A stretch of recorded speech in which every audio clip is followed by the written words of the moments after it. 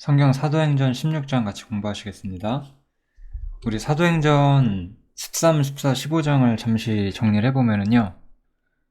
13장에서 14장까지 1차 전도여행이 있었고 바울 사도의 15장에서는 이 1차 때 들어왔던 이방인 신자들, 이방인 그리스도인들에 대해서 이제 율법을 어떻게 해야 될 것이냐 이런 문제들을 좀 주로 다뤘죠.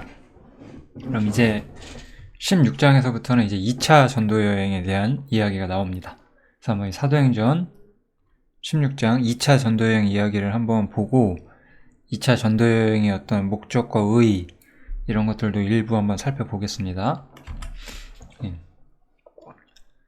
그래서 일단은 2차 전도여행 가는 길에 이제 더베와 루스드라를 들르게 되는데 거기서 이제 디모데를 만나죠. 우리 디모데 전후서를 받은 디모데.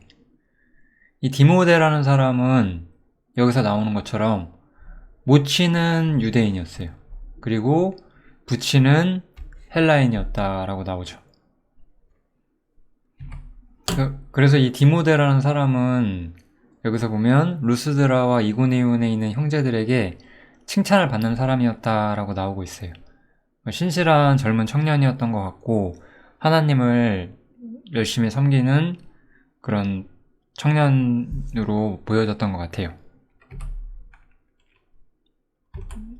근데 이제 다음 구절을 보면은 디모데가 이제 그 바울을 따라서 떠나게 되는데 이제 바울이 그를 데리고 떠나고자 할세 그 지경에 있는 유대인 때문에 인하여는 때문에란 뜻이죠. 때문에 할례를 행했다라는 표현이 나와요.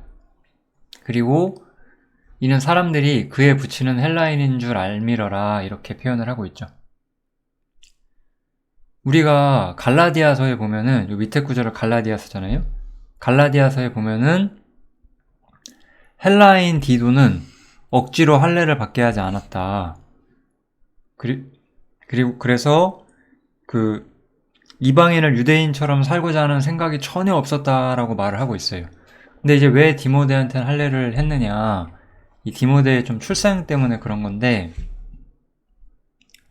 우리 디모데를 보면 유대인 모친이 있었어요. 그죠? 그리고 부친은 헬라인이었어요. 이방인이었다고 합시다. 이런 상황에서 이제 여기에 보시면 사람들이 그의 부친이 헬라인인 것을 다 안대요. 근데 디모데가 아직까지 할례를 행하지 않았어요. 바울 사도를 만날 때까지 할례를 안 하고 있었어요. 그럼 이 할례를 안 했다는 것이 이 상황에서 의미하는 게 뭐냐면 디모데가 신앙이 있고 어머니를 따르는 사람이었긴 하지만 그 부친이 이방인이었고 부친이 하나님을 섬기지 않았다는 거죠. 여기서 하나님을 섬기지 않았다고 이해를 해주셔야 돼요. 이교도라고 할게요. 우리가 1차 전도여행 때는 우리가 이런 걸 좀 생각을 해줘야 되거든요. 대부분 바울 사도가 회당에서 말씀을 전해요. 회당은 사실은 유대교의 회당이에요. 유대교라는 건 뭐죠? 여호와 하나님을 유일신으로 섬기는 신앙인 거죠.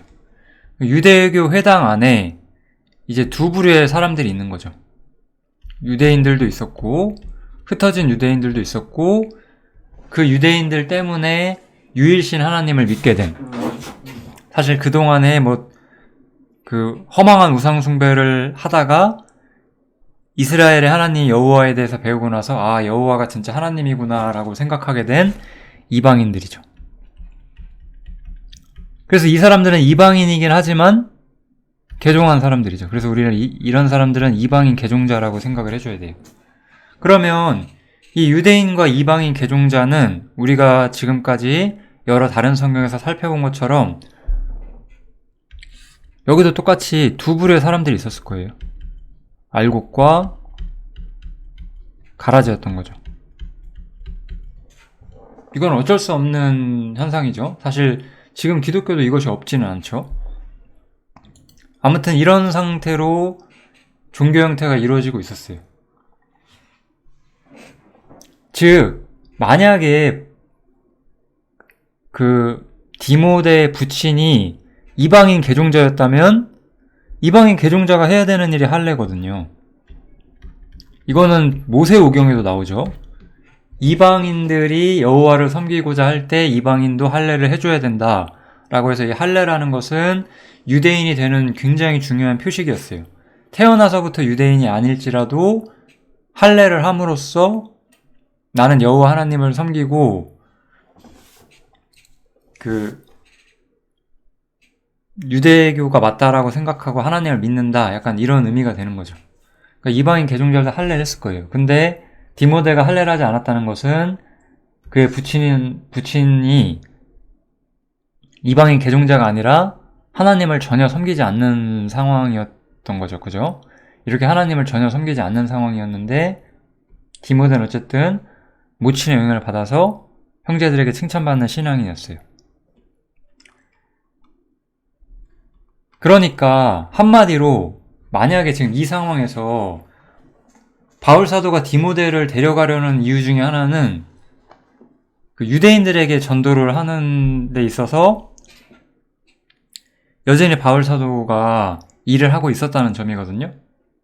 그러면 유대인들이 이 사람을 인정을 할 거냐 안 할 거냐라는 거죠. 인정 안 한다는 거죠. 이런 상태는. 유대인들은 최소한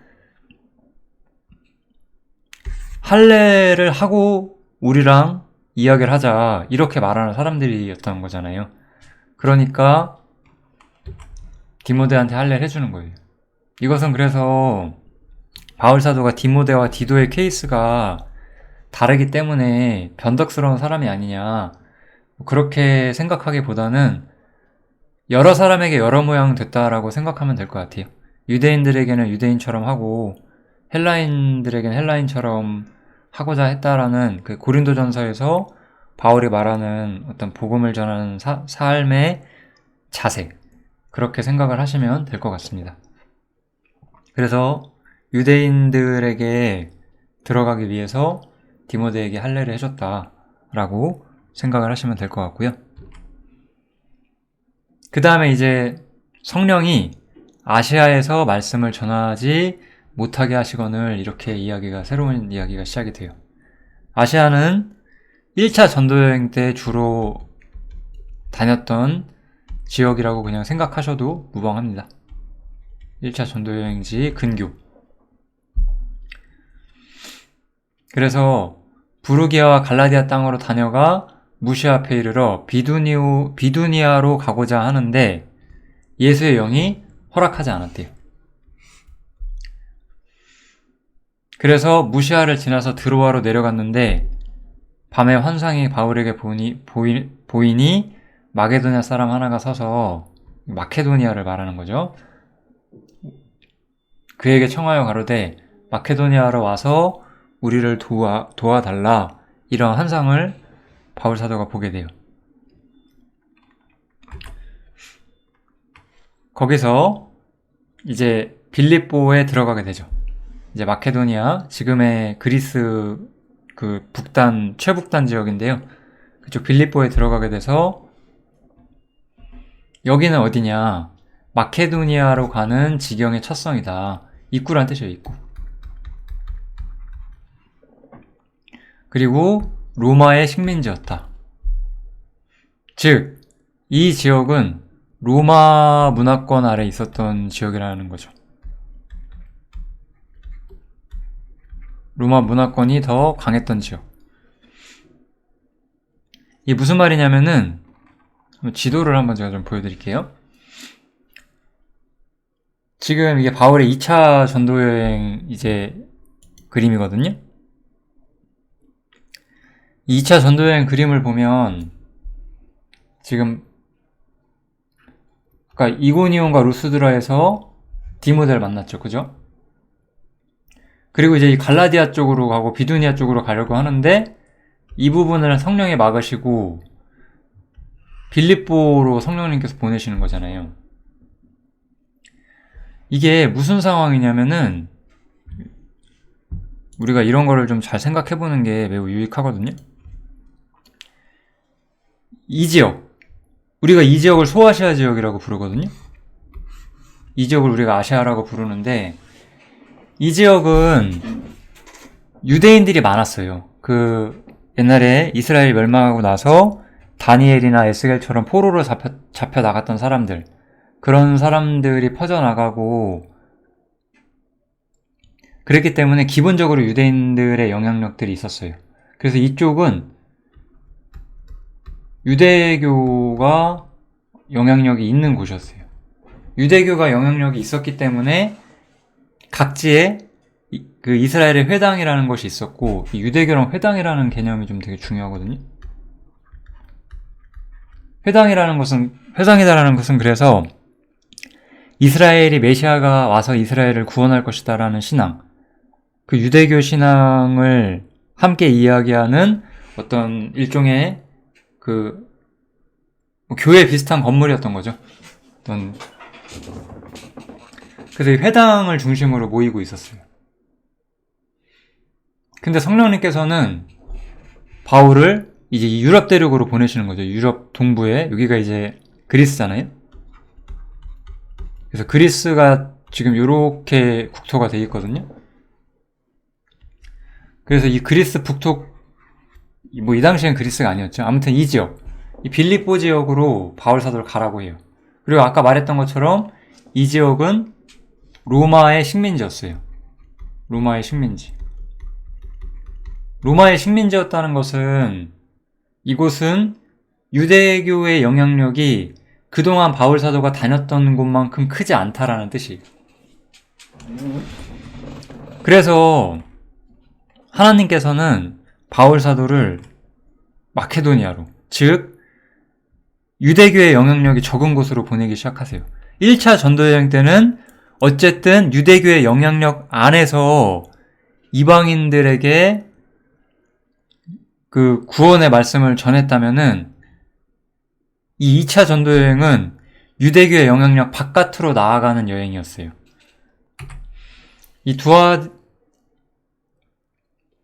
이 마케도니아로 가는 길에 만난 두아디라 사람 이 루디아, 이 이야기도 상당히 그러한 어떤 바울의 여정에 중요한 어떤 단서를 우리한테 주거든요. 왜 그러냐면은 바울 사도가 빌립보에 갔어요. 빌립보에서 이제 안식일이 됐거든요. 그러니까 뭐 해야 돼요? 안식일이 됐으니까 이제 회당에 가서 하나님을 예배해야 되는데, 회당이 없었죠, 지금. 문제는 회당이 없었다는 거예요. 회당이 없었기 때문에 기도처가 있는가 찾았어요. 그래서 여기서 문 밖이라 하면 성문 밖을 말하는 거예요. 성문 밖 강가 쪽으로 나갔대요. 이게 제가 이 사도행전 16장을 좀 자료 조사를 하면서 유대인들과 이방인 개종자들이 안식일에 회당에서 모이지 못하는 상황이 되면 강가에서 모였다라는 그런 기록들이 있더라고요. 그래서 이 강가에 나가서 기도처를 찾으려고 했는데 거기서 모여있는 여자들을 만났어요. 여기 보면, 그래서 거기 앉아서 모여있는 여자들을 만났고, 그 여자 중 한 명이 두아디라 성의 자주장사였다는 거잖아요. 그러니까 이 여자들이 강가에 나가서 모였다는 것은 무슨 뜻이에요? 개종한 사람들이었다는 거죠. 이방인이 두아디라 성의 자주장사, 이 사람은 두아디라 성에서 있었고 이름 자체가 루디아인데, 루디아는 지역 이름이거든요. 옛날엔 지역 이름 따라 이름 짓는 경우가 많기 때문에 루디아 사람 루디아인 거죠. 두아디라에서 장사하고 있는, 한마디로 이방인이었어요. 이방인이었지만 이 사람은 강가에서 모여서 하나님을 예배하고 있었죠. 이거는 개종한 이방인이었다는 뜻이죠. 그래서 하나님께서는 회당이 적은 곳, 지금처럼 아예 없진 않아요. 이제 17장에서 회당에서도 이야기를 하기 때문에 아예 없진 않지만 회당이 적은 곳, 로마의 영향력이 더 강력해지는 곳, 유대교의 영향력이 줄어드는 곳으로 바울 사도를 보냈고, 거기서 대종한 이방인을 회당 바깥에서 전도를 하게 되는 엄청나게 중요한 사건이 발생을 하게 돼요. 이제 하나님께서는 이스라엘의 어떤 편견을 박살내고 있잖아요. 계속해서 이방인들에게 전도가 안 될 거라고 생각했고, 사마리아 사람들한테 전도 안 될 거라고 생각하고, 그런 일이 있었는데 다 부수시는 거잖아요. 이제 하나님께서는 바울 사도를 회당 바깥으로 내보내신 거예요. 진짜 이교도들의 세계로 보낸 거죠. 여태까지 1차 전도여행은 이방인들이었지만 회당에서 전했어요. 이제 2차 전도여행은 회당 바깥에서 말씀을 전하는 거예요. 이러한 일을 위해서 바울 사도가 부르심을 받은 거예요. 바울 사도는 이러한 일종의 파격적인 하나님의 계획에 대해서 가타부타 말하지 않았어요. 우리 바울의 여러 동역자였던 바나바나, 또 동역자라고 할 수는 없지만 어쨌든 같은 하나님의 사도인 베드로, 이런 사람들은 유대인으로서 자신들의 자리를 벗어나는 것을 굉장히 어려워했어요. 그런데 바울 사도는 그런 게 없었던 사람이었어요. 바울 사도는 고린도후서에 보면은 내가 더 이상 사람들을 육체대로 알지 않는다라고 말하거든요. 그러니까 육체대로 알지 않는다는 것은 이스라엘 사람으로서 이 땅에서 나의 신분과 나의 위치를 따라서 사람들을 보지 않는다, 그런 뜻이거든요. 그러니까 바울 사도는 굉장히 저돌적인 사람이었고, 하나님이 명령하신 것 외에 다른 것들은 다 아무것도 아니게 생각하는 사람이었어요. 그러니까 하나님이 유대교 영향을 바깥으로 나가라고 할 때 그냥 나가는 거예요. 이게 바울 사도의 삶이 가지는 아주 특별한 모습이죠. 하나님께 진실로 헌신된 사람의 모습. 주님이 가라면 가고, 여기로 가라면 여기로 가고, 저기로 가라면 저기로 가는 사람이었어요. 바울 사도에게는 자신의 생각이라는 것이 없는 사람이었어요. 원래 사람들은 착각을 해요. 생각이 많고 생각이 깊으면 더 하나님을 많이 알 수 있지 않을까. 그러면서 심오한 말하는 걸 좋아하고 다 진짜 쓸데없는 짓이거든요. 단순한 사람들이 하나님 말씀대로 그냥 이리 가라 하면 저리 가고, 이리 가고 저리 가라 하면 저리 가는 사람들이, 그런 사람들이 하나님과 가까이 가는 사람들인 거잖아요.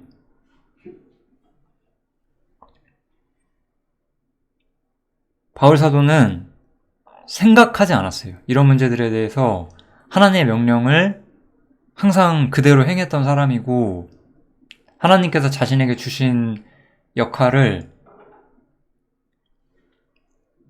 순종했던 사람이었던 거죠. 바울 사도는 자신의 생각이나 자신의 편견 혹은 자신의 상황 같은 거로 인해서 지체하지 않았어요. 이게 바로 성경에서 가장 하나님의 지경을 넓히는 데 많은 일을 한 사람의 삶의 모습이었다라고 우리가 보면 되겠죠. 지체하지 않았어요. 바울 사도는. 재지 않은 거죠. 인생을 살면서 하나님의 뜻이 내 앞에 보였을 때 재지 않았다는 거예요. 우리는 이런 모습들에 되게 감동받고 본받아야 할 필요가 있다고 생각을 해요. 많은 사람들은, 저는 참 잰다고 생각해요. 인생을 살면서 하나님하고 딜을 하는 거죠, 일종의. 내가 하나님께 이것은 드리고 이것은 받겠다. 그리고 이제 이것도 참 저로서는 사실 좀 납득하기 어려운 것이긴 한데, 아직은 내가 잘 모르겠으니 더 생각해 보겠다. 지체하고 있는 거잖아요. 그대가 뭐길래 생각을 해요. 말씀대로 그냥 하면 되는 것을. 생각하는 사람들이 그렇게 잘 못해요. 제가 보기에는. 말씀대로 하면 되는 거예요. 생각할 필요가 없어요. 하나님께서는 우리한테 생각하라고 하지 않으시고 말씀에 따르라고 하세요. 물론 우리가 잘 모르는 문제에서는 멈춰 있어야 되거든요. 근데 왜 우리가 생각해보는 문제는 사실 이미 답을 알아요. 우리가 스스로 답을 아는데 재고 있는 거죠. 그냥 그렇게 재고 나서 이제 세월이 흐르면 내가 그렇게 재면서 많은 걸 배웠다. 이게 뭐 배운 게 없진 않을 거예요. 근데 재지 않았던 사람은 원래 더 많이 배우거든요. 제가 이런 얘기 에베소서에서도 한번 했었던 것 같아요. 사람들은 하나님의 뜻에 순종하지 않고 징계를 받으면서 많은 걸 배운다라고 말하는데 순종하는 사람 더 많이 배워요. 징계가 없어도 그 사람은.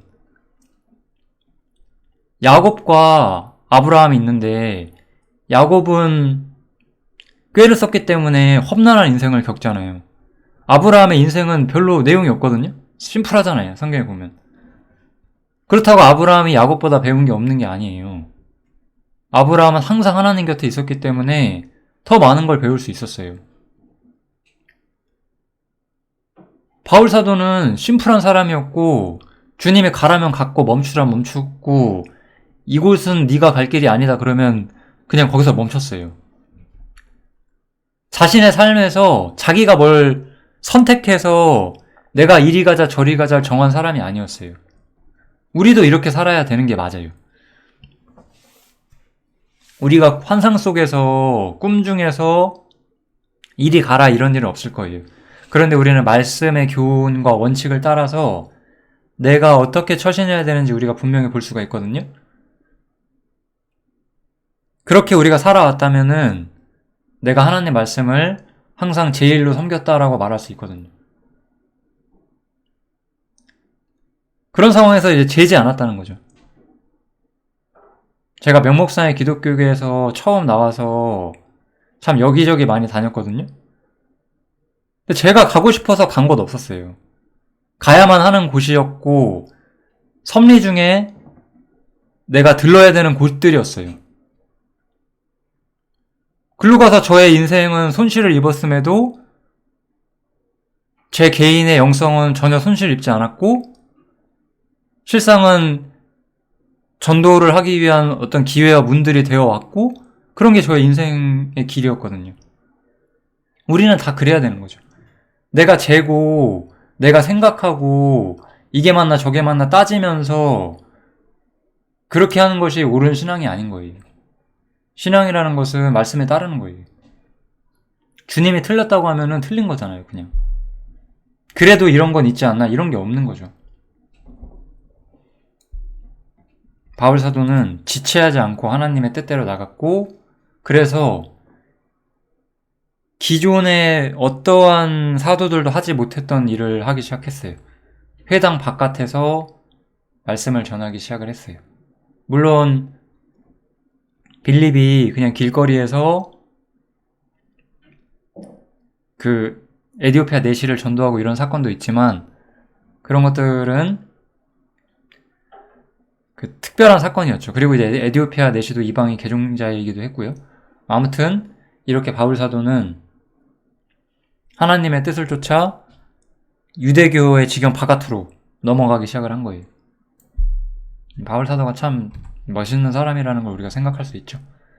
그래서 2차 전도여행에서는 우리가 가장 알만한 교회들이 많이 나오죠. 여기 이제 빌립보서의 빌립보 교회, 데살로니가 전서, 그 다음에 고린도, 아덴 사람들아 들으라, 사도행전 17장. 그 다음에 이제 에베소 교회죠. 이런 교회들이 이제 지나오게 되는 거죠.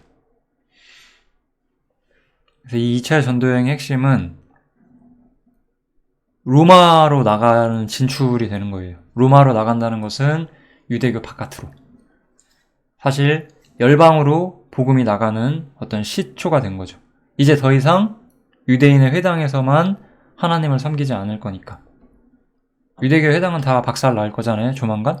아직 바울이 살아있을 때는 이 시기에는 아직 유대인들의 회당이 있었지만 유대인들의 회당은 다 없어질 거거든요. 유대교도 끝나게 되죠. 그러니까 그런 일이 있기 전에 유대교 바깥으로 하나님 말씀이 나가게 되고 거기에 있어서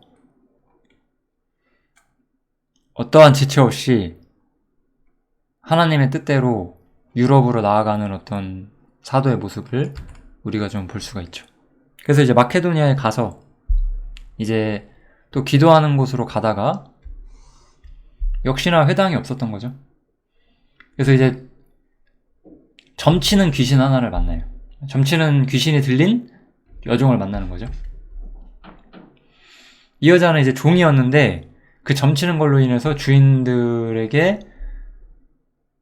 배부르게 해주는, 돈을 벌어다 주는 굉장히 귀한 종이었어요. 근데 이 사람이 바울과 우리를 쫓아와서, 이게 우리라고 하죠? 이 2차 전도여행 중간에 누가가 합류를 합니다.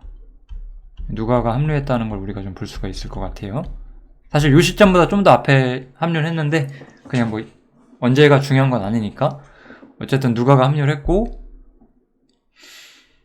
귀신 들린 이방인 여종이 바울 사도가 지극히 높은 하나님의 종이고 구원의 길을 너희에게 전하는 자다라고 하면서 막 이야기를 해줘요. 이런 것도 좀 생각해봐야 되거든요. 우리는 하나님의 시선으로, 하나님의 뜻으로 사람들을 봐야 될 필요성이 있거든요.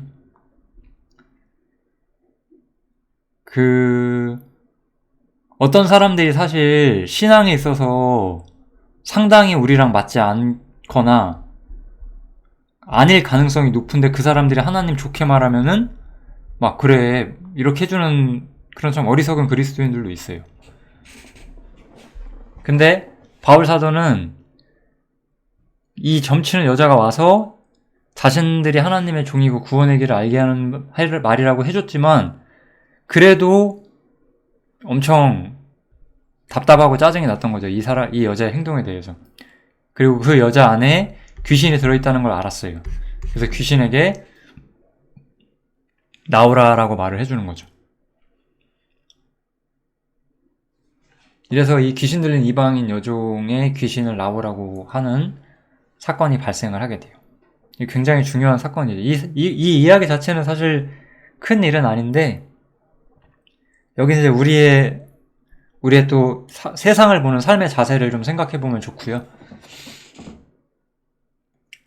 우리 막 예를 들어서 뭐 연예인이나 유명한 사람들이 뭐 성경 이렇게 믿는다 이러면은 그래 저 사람들 저렇게 믿잖아 그러지만 실제로 제대로 믿는 사람 없잖아요. 그냥 그런 거랑 비슷한 거죠. 그래서 바울 사도는 그 여자가 사실 귀신 들린 여자고 하나님을 기만하는 자였기 때문에 그 귀신에게서부터 해방을 시켜줘요.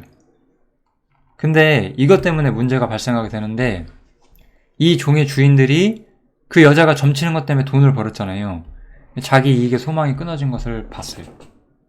그래서 바울과 실라를 잡아가지고 이 사람이 유대인인데 우리 성을 요란케 한다. 그리고 로마 사람이 우리가 받지도 못하고 행치도 못할 풍속을 전한다. 이렇게 말하는 거죠. 이교도들의 저항인 거죠. 이거는 한마디로 말해서. 우리나라도 언젠가 이런 일이 있었겠죠. 우리의 조상 때. 저 서쪽에서 온 양놈들이 우리가 정말 감당할 수 없는 풍속을 전한다. 뭐 똑같이 했을 거 아니. 우리가 하는 풍속들, 제사라든지 뭐 이런 것들을 다 우상숭배라고 말하고 뭐 그러고 있다. 막 그랬겠죠. 그렇게 이제 이교도들의 저항을 받기 시작하는 거예요. 이거는 기존에 아직 성경에서 사도행전 15장까지는 나오지 않았던 새로운 저항이었어요. 유대인들의 저항, 그 다음에 이방인 중에서도 유대교를 믿는 개종한 이방인들의 저항, 그런 것들이었는데 이제는 어쨌든 유대교의 기반 바깥에서 아예 다른 신을 섬기고 있던 이교도들, 그 이교도들의 저항을 만나게 되고 그 이교도들의 박해를 또 만나게 되는 거죠. 그래서 바울 사도가 매를 맞고 감옥에 갇히고 이런 일들을 하나님 모르는 사람들 사이에서 경험하게 되는 거예요.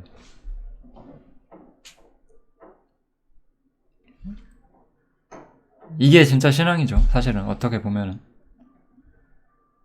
저는 우리 시대에서 사실 이런 비슷한 일이 있다고 생각하거든요. 뭐 사실 그렇다고 우리가 지금 갈 수 없는 곳에 가서 전도하다 죽으라는 뜻은 아니에요. 왜냐면 지금 우리가 전도할 때는 하나님의 뜻이 보이지 않을 때는 안 가는 게 맞죠. 여긴 바울 사도는 하나님의 뜻대로 간 거잖아요. 근데 저는 이런 모습을 보면서 무슨 교훈을 받냐면은, 이 기독교 내부에서, 교회 안에서, 한 교회를 말하는 게 아니에요. 전체 기독교 시스템 내부에서 서로 내가 맞냐 네가 맞냐 막 이러고 있어요. 내가 맞냐 네가 맞냐, 내가 더 신실하냐 네가 더 신실하냐, 내가 더 하나님 잘 섬겼냐 네가 더 잘 섬기냐 막 이러고 있는 거죠. 한심한 짓이죠, 사실은. 그렇게 자신의 신앙을 다 보는 것은 언제나 유익한 일이 아니에요.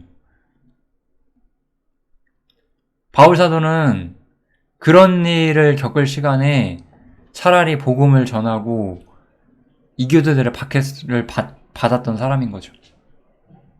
아시아에 있는 교회들이 뭐 율법이 맞냐 이러고 있을 때 바울 사도는 이교도들 속으로 갔었다는 거예요.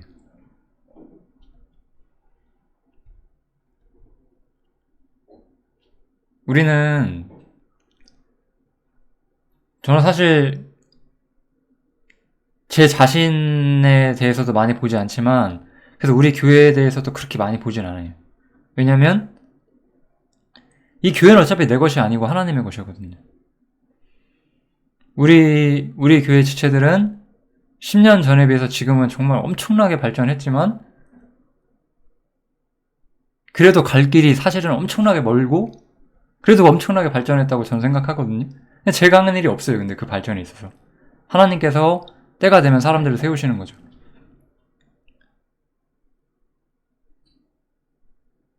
그렇기 때문에 교회 안에서건 교회 밖에서든 나는 내가 해야 될 일을 해야 되는 거죠. 이런 삶이 바울 사도의 삶이었던 거잖아요. 참 정말 멋있죠. 바울 사도는 진짜 저돌적인 사람이었어요. 저는 바울 사도도 결국 인간이고 완전한 사람이 아니거든요. 그렇지만 바울이라는 사람이 어떤 성정을 봤을 때 이 사람은 상당히 저돌적인 성격이었다라고 좀 볼 수는 있을 것 같아요.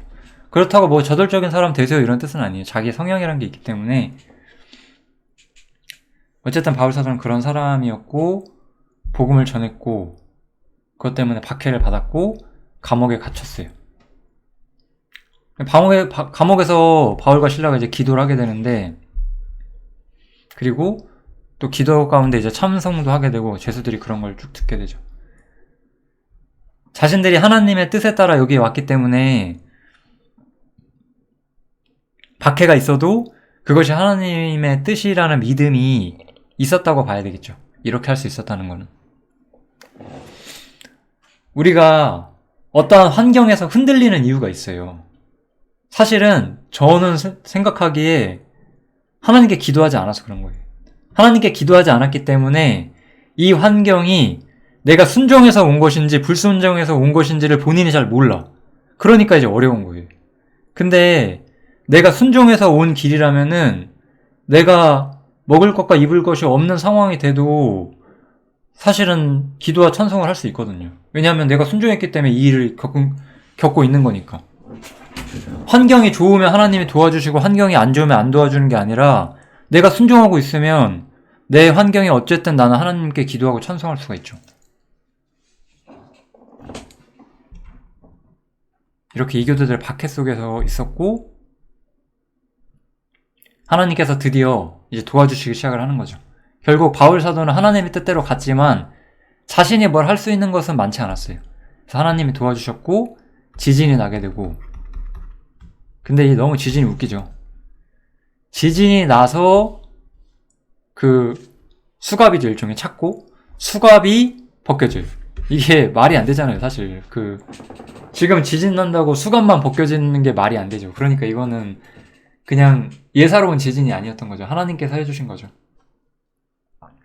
지진이 나가지고 감옥의 문이 열리고 그 수갑이 부서져요. 진짜 이상한 지진인 거잖아요. 하나님께서 도와주신 거죠. 그래서 이 간수들은 이것 때문에 자신들이 벌받을 것을 두려워하면서 자결하려고 했지만, 바울 사도는 이것이 하나님이 해주신 걸 알았기 때문에 도망치지 않았고 오히려 이것이 드디어 하나님이 열어주시는구나 라고 생각을 했나 봐요. 바울은 크게 소리질러 가로되 네 몸을 상하지 말라. 우리 다 여기 있다. 우리 안 도망갔다. 그러면서 구원의 길을 전하기 시작하죠. 그래서 간수가 이제 우리가 어떻게 하면 구원을 얻을 수가 있습니까? 라고 물어봐요. 이거는 이제 저도 사실 의도가 조금 어려운 것 같아요. 이 사람이 어디까지 알고 이걸 말했는지, 정말 영혼의 구원을 말하는 것인지, 아니면은 지금 이 감옥에 문제가 생겼는데 이 문제를 어떻게 빠져나와야 되는지 그거는 잘 모르겠지만, 어떻게 이 사람이 질문했던 바울 사도의 답은 하나였어요. 예수를 믿고 구원을 받아라. 그게 진짜 구원이니까. 이런 거죠. 어떤 사람이 우리한테 물어요. 아, 내가 요새 삶이 힘든데 어떻게 하면 돼요? 그럼 우리가 할 말은 그거죠. 예수를 믿으세요. 이거죠. 당신이 있는 고민은 당신이 돈을 많이 번다고 해결할 수 있는 게 아니다. 당신이 그 고민을 해결한다고 해서 당신의 인생이 풀리는 것이 아니다. 당신의 진정한 문제는 예수를 믿지 않는 것이다. 이렇게 말할 수 있었다는 거죠. 바울 사도는 그래서 예수를 믿으라고 말하고, 그것을 통해서 너와 내 가족에게 구원이 들어가게 될 것이다 라고 말하게 되고, 주의 말씀이 그 사람과 그 사람의 집에 다 전해지게 되었죠. 이렇게 해서 마케도니아의 첫 열매가 열리게 되는 거예요. 2차 전도여행에서 유럽으로 가는 길목을 하나님이 열어주셨어요. 결국 하나님께서는 바울 사도를 이쪽으로 보낸 이유가 있으셨던 거죠. 그리고 나서 이제 밤에 간수가 이제 바울과 실라를 데려다가 씻겨주고, 맞은 자리를 한때 박했고 때렸던 사람을, 진짜 이게 엄청난 화해의 장면 아니에요? 박해자랑 신자가 복음이 전해지고 나서 그날로 화해를 하는 거잖아요. 그리고 나서 다 세례를 받게 되죠. 밤에 세례를 받는 것도 좀 중요해요. 지금 우리들은 사실 세례에 대해서 그렇게까지 깊이 생각하지 않지만, 사실 기독교 역사에도 굉장히 오랫동안 세례가 무슨 구원의 통로인 것처럼 전해지는 시기가 많았어요. 어떤 굉장히 중요한 공개 예식인 것처럼. 그런데 세례를 밤에 그 시기에 바로 받아요. 그럼 이거는 어떤 공개적이거나 어떤 강력한 의미를 가진 예식의 형태가 아니었다는 거예요. 세례가 가진 의미도 점점 선명해지죠. 세례는 결국 무엇이죠?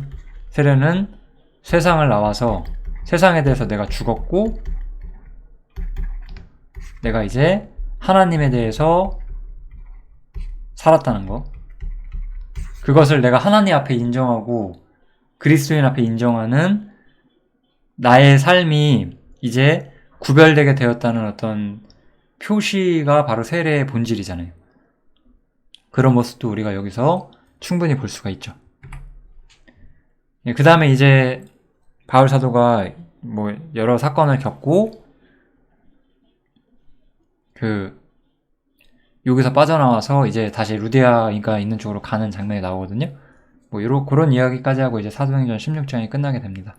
아무튼 사도행전 16장도 굉장히 시사하는 바가 큰 그런 성경장이고요.